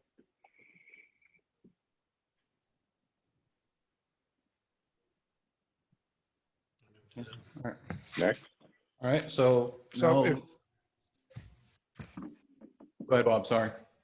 yeah, so if there's no more questions regarding the budget, I think Mark has more good news. Yeah, the bitter pill.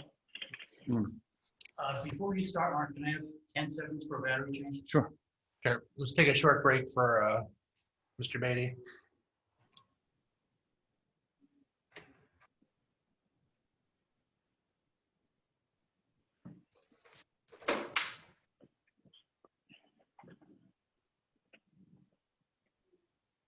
All right. That's fine.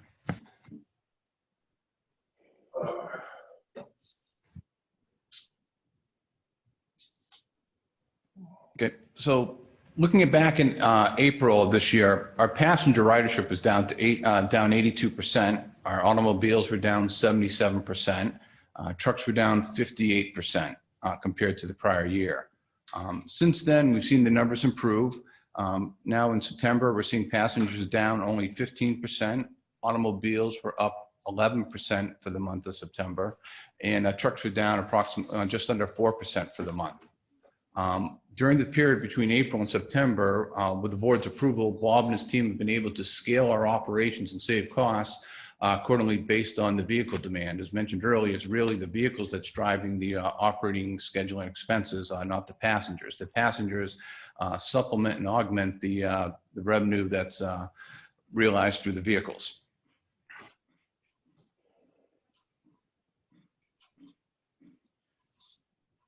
So no surprise, looking at this, the COVID-19 is playing a significant factor in our forecast for next year.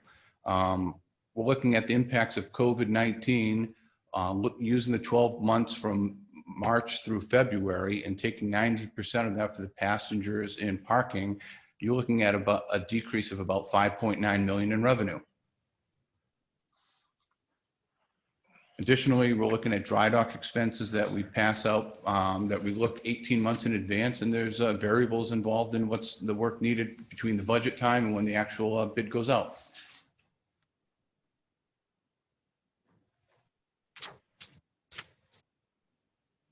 Okay, so the bottom line is we generally target a net operating income around $7 million.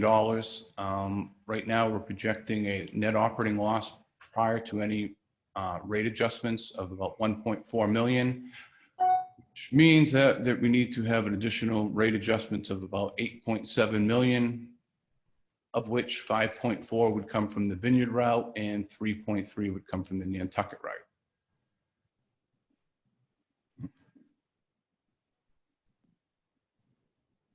So this slide illustrates where the proposed rate adjustments would come from. We're looking at adjusting the standard fare vehicles by about $3.5 million, the excursion fare vehicles by $720,000, vehicles in over length of 20 feet, i.e. freight, looking at about 1.7 million, passenger fares of about 2.4 million, parking permits of about $100,000, and miscellaneous increases, which is really barge revenue that Catherine asked about earlier, of about $240,000.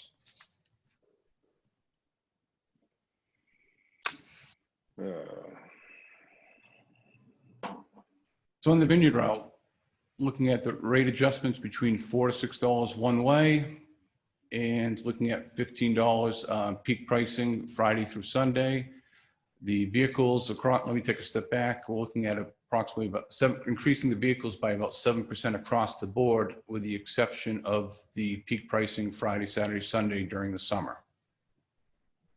This accounts for the excursion rates going up $2.50 to $3.50, depending on the time of the year, one way. Freight vehicles over 20 feet in length, 7% increase. Passenger fares, looking at $1 increase on adults, 50 cents on children and seniors. And accordingly, the 10 ride would go up $8 and the 46 ride would go up $17. Parking permits would see a $50 increase on their yearly parking permits.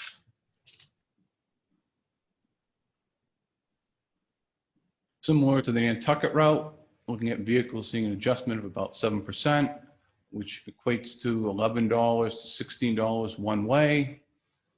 On the peak pricing on the weekends during the summer, you're looking at $25 each way. Excursion vehicles would go up between $6 and $8. Freight vehicles would be going up about 7%. Barge fees would go up $2 a ton. The conventional ferry would have a $1 fare adjustment, and the high speed would have $3. And parking permits similar to the Woods Hole permits and Falmouth permits would see a $50 adjustment. I just want to, one thing, when I was on a task force meeting a month ago, someone was asking about what programs are available for the island residents, and I just wanted to touch on about the excursion rates.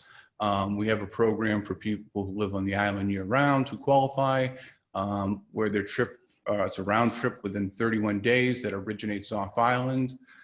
It includes 2 adults and 2 children, and it's typically about a 75% discount compared to the standard fare. Mark, quick question. What does the first segment mean? The first, I mean, they have to start, it's a round trip ticket where they have to leave Martha's Vineyard and Nantucket. It can't start from the mainland. Gotcha. Oh, what does segment mean? That's one, a round trip is 2 segments. The first segment leaves the island. The second segment returns back. Thank you. You're welcome. This illustrates the comparison between the spaces, the amount of vehicle spaces being used in the year versus the amount of revenue being generated by each category. The solid blue indicates the vehicle spaces for the Vineyard route. The patterned light blue is the revenue. And on the Nantucket route, the solid red is the spaces and the pattern red is the revenue. So as you can see in the middle of the slide, the standard fare vehicles on the Vineyard route account for 47% of the vehicle spaces that are being used, but they bring in about 57% of the vehicle revenue. The trucks on the Vineyard route account for 23% of the space and bring in 26% of the revenue, while the excursion vehicles use just under 30% of the space and they account for just under 17% of the revenue. On the Nantucket route, similar, where the regular fare vehicles use 30% of the space and account for 42% of the revenue, The trucks use 55% of the space and you bring in about 50% of the revenue, while the excursions use just under 16% and bring in about 8.6% of the revenue.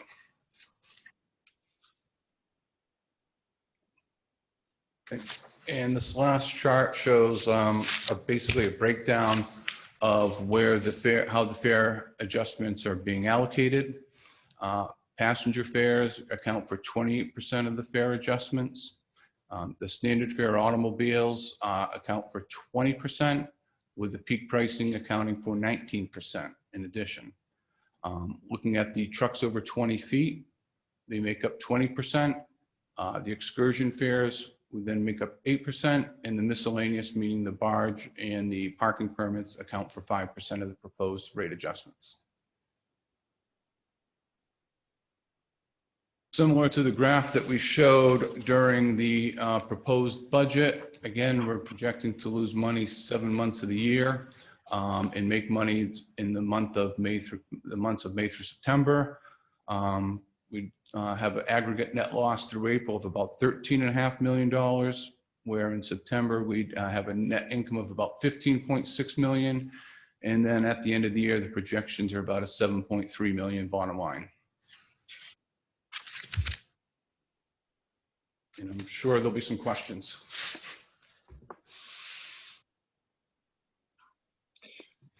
Mark, I think you did a wonderful job presenting this. I mean, the graphs and PowerPoint's just very easy to understand, and not having to wade through a whole mess of thing. I think some of the income side here might be a little bit optimistic, especially in the passengers, but who knows? And expenses, if you can hold the line on that, you know, congratulations. But no matter what, I think we have to be prepared for, well, I shouldn't say prepared, we will probably have somewhat of a decided deficit, you know, going around next year. We just don't know where the virus is going to go. But I think there's a big reluctance so far to travel, and we'll just see where it is. But I think you've done a nice job of pulling this whole thing together. You know, we're really kind of locked in with our fixed costs, and you know, you take a boat offline, you lose the freight and an automobile, and the passengers can get on any boat, but you know, you've got to keep those boats running, and the passengers offset the cost. So, anyways, I think we just caught between a rock and a hard place. And if I may, if the passengers drop to down to 80% roughly, you know, so you're looking, we would still have and everything else stayed constant, we would still be able to have a net operating income. That's favorable. Yeah. Yes, Maura. Maura? Yeah, I just wanted to concur with Mr. Jones, and I think, you know, under very difficult circumstances, the presentation was really, really well documented, and it was very easy to understand, so thank you. You're welcome. And Sean had played a big part, and Bob helping me put this together, and my the county team as well. Well, it was great. Rob, you had your hand up. Yeah, just a quick comment. I would echo what the other board members have said. This is really where I miss Bob O'Brien the most. He was a budget hawk, and he loved these discussions. Wasn't always in favor of fare increases, but understood that in times like this, you know, unfortunately, we don't really have much of a choice. It's just a matter of where it's going to come from. So you know, good presentation, I think. It is what it is. And one thing, if I may, is that right now the team in reservations are in the process of doing next year's bulk reservations. And we can also look at what the shippers are forecasting for next year before we come back with the final budget and see what reach out to some of the larger shippers. What are you expecting? We'll have another month of reservations. We'll see what the reservations for the spring look like. Granted, we do have a lag now because people aren't booking as far as out. They want more certainty. but then we see that catch up at the end as we've seen in September, October, and August. And we can look at those as well. And if we have to make any different assumptions for next month, we will. And if we did the budget 2 months ago, we'd be talking totally different numbers than we are now. Yeah, I was actually going to say that. I mean, we're talking about is 10% enough? But 3, 4, or 5 months ago, we were looking at a $50 million deficit, and now we're down to, you know, whatever we're at now, maybe 10 or 15. So who knows? Nobody knows what's, you know, but I think you guys are doing a great job. And I want to reiterate, if we have drops in the vehicle traffic, we will scale with your permission like we did this year. Yeah. I'll throw in my 2 cents. Fare increases are tough for everyone to swallow. It's a bitter pill. This is a lousy economic time. We have no idea what's coming. We have no idea what it's going to, I mean, there is one person who's very certain that everything is going to be fine, but I don't agree with that. One person on that. But having said that, and having had a lot of conversations with Mark and with Bob over the past couple of months just about this, yeah, the Steamship Authority, it seems to me, we're in the difficult place. The island economies and people want to get back and forth and are using the boats. The day trippers aren't. And if we're going to keep things running for the people who need to get on and off and the goods and services that need to get on and off, we have to do what we can to keep the boats running, and we can't stop maintaining them. And I think it was either Mr. Jones or someone had said, yeah, the easiest way for us to cut costs is to eliminate trips. But how do you eliminate trips when they're full of vehicles? So it is a rock and a hard place. And this is, unfortunately or sadly, the only reasonable and sound, prudent way to deal with it. So I appreciate all the work that's gone into this, and I just hope the projections aren't overly optimistic. Talk about the open house. And we all get through this, and there is a light at the end of the tunnel, not just a train coming at us. Mr. Malkin, just one more point too, that this week Bob, Mark, and I are going to confer on some dates for Zoom open houses. We went to each island last year to have in-person open houses, but given COVID, we're not going to be able to do that. But we will have some public sessions in addition to the next board meeting, and public comment, of course, before we come back for a vote. So we should expect we're going to talk about those dates and have those out by the end of the week. Okay, so those would be before our November meeting. Correct. And we'd report on those to you at that point. Thank you. That's helpful. All right, thank you. Thank you, Mark. If I may, Mr. Chairman.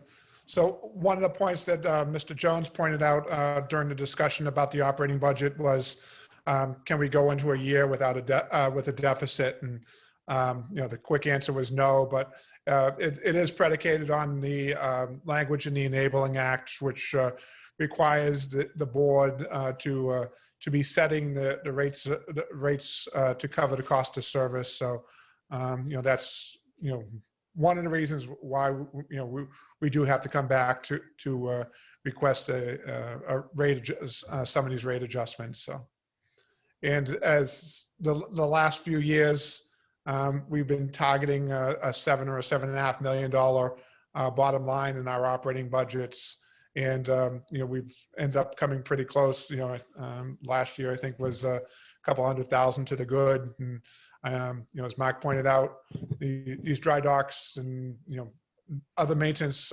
costs, you know, those are costs that are you know, budgeted out, you know, 15, 16 months in advance. So a lot can change. And just this year, for instance, you know, we've well over $100,000, I think, at this point in additional monies because of the Families First Coronavirus Act that wasn't even, you know, a thing last year when we were doing the budget. So things come up.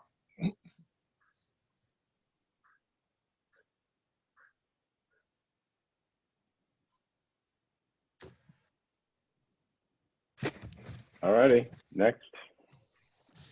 Okay, next we had on there requests for authorization to purchase 3 electric buses. There was a, we'd like to defer that, defer this until the next meeting. There was a, we're trying to finalize the pricing on those buses.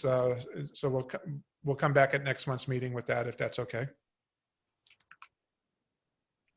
Go ahead. Okay, and then the next item would be to request the members authorize the general manager to award contract number 12-2020 to dry dock and overhaul services of the MV Woods Hole to the lowest eligible and responsible bidder, Thames Shipyard and Repair Company of New London, Connecticut, for a total contract price of $761,882.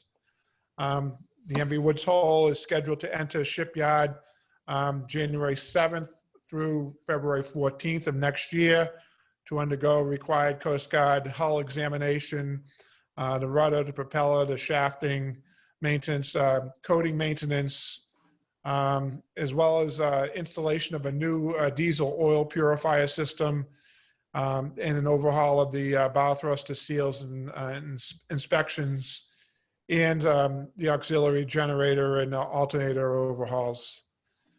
So the 2021 operating budget estimate that we had for this, including those items, was $1,158,000.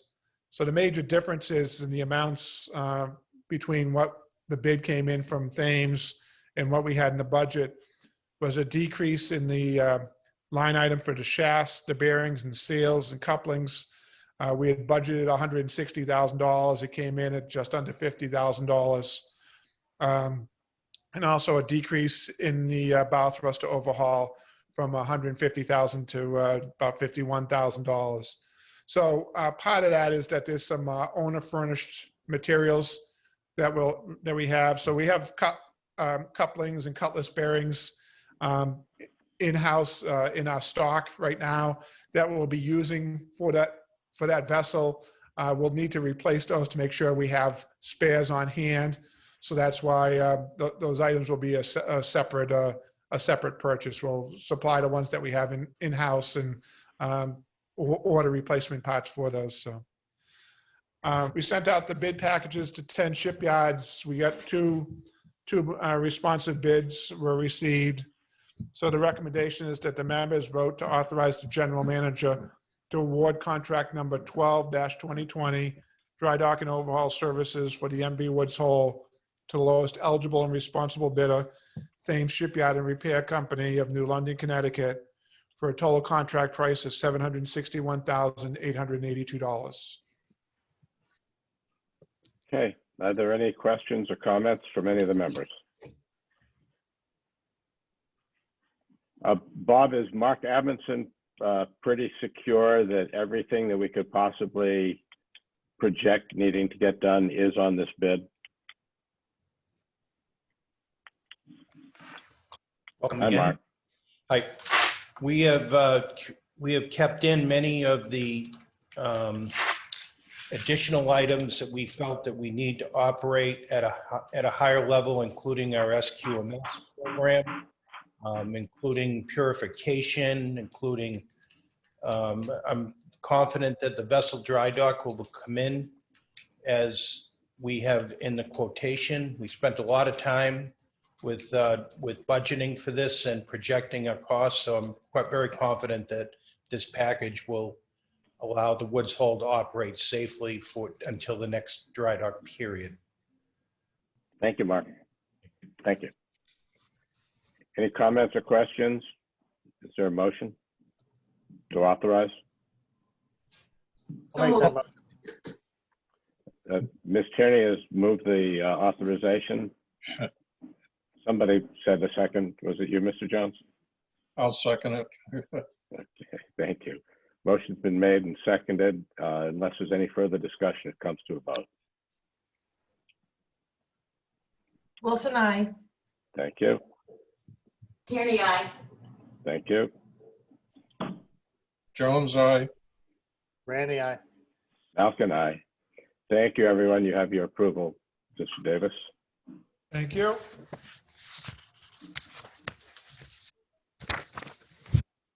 I only had one more thing, if I may, Mr. Chairman. You certainly may, sir. So after 41 years of service, Vineyard Haven Terminal Manager Richard Clark retired this past week. Richard began working for the Steamship Authority back in April of 1979 as a clerk apprentice, and then he worked his way up to become the terminal manager back in July of 2012. So I just wanted to wish Richard a long and healthy retirement. So. I'll second that. I would add a comment. Richard Clark has been the person most often wearing short pants, regardless of weather, on the island of Martha's Vineyard. Anyway, I think that's a great motion, and certainly I'm sure all the members would agree with it. So thank you, and thank you for Richard. Anything further, Mr. Davis? Nothing on my end. Anything further from any of the members? Any public comment, Mr. Driscoll? Any public comment, you can use raise your hand icon. Going once, going twice. Sold. No public comment. In that case, I'll entertain a motion to adjourn. So move. Okay, we have moved, and the second person who moved it must have been a second. So, having said that, comes to a vote. All in favor, please. Roll call.